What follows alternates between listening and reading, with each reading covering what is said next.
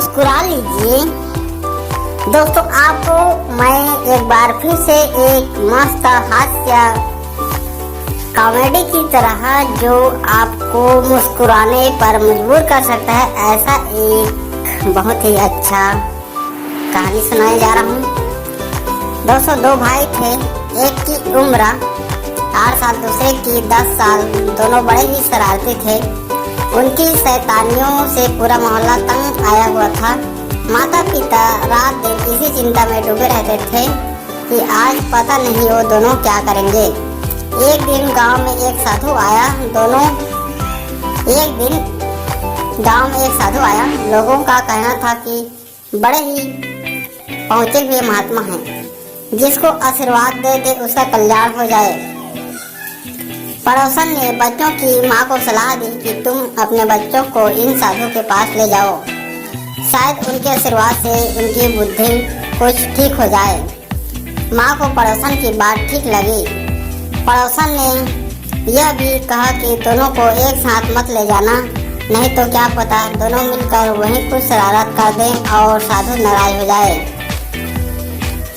अगले ही दिन माँ छोटे बच्चों को लेकर साधु के पास पहुंची। साधु ने बच्चे को अपने सामने बैठा लिया और माँ से बाहर जाकर इंतजार करने को कहा। साधु ने बच्चे से पूछा, बेटे तुम भगवान को जानते हो ना, बताओ भगवान कहाँ है? बच्चा कुछ नहीं बोला, बस मुंह बाएं साधु की ओर देखता रहा। साधु ने फिर अपना प्रश्न दोहराया, पर बच्चा फिर भी कुछ नहीं बोला। अब साधु को कुछ चिढ़ सी आई। उसने थोड़ी नाराजगी प्रकट करते हुए कहा, मैं क्या पूछ रहा हूँ तुम्हें सुनाई नहीं देता? जवाब दो, भगवान कहाँ है? बच्चे ने कोई जवाब नहीं दिया, बस मुंह फुलाए साधु की ओर हैरानी भरी नजरों से देखता रहा। अचानक जैसे बच्चे की चेतना लौटी, वह उठा और तेजी से बाहर की ओर भागा। साधु ने आवाज दी पर वह रुका नहीं, सीधा घर जाकर अपने कमरे में पलंग के नीचे छुप गया।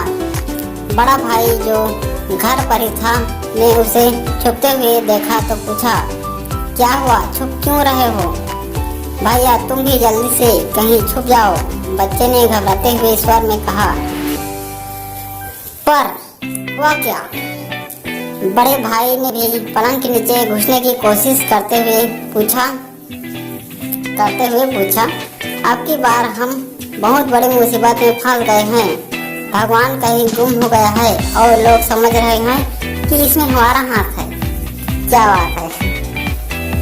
तो दोस्तों, आपको ये कहानी कैसा लगा? हास्य कहानी है। अगर आपको पसंद आए तो कमेंट भी कर देना, लाइक भी कर देना और सब्सक्राइब नहीं किया तो सब्सक्राइब भी कर देना और शेयर भी कर देना। धन्यवाद दोस्तों।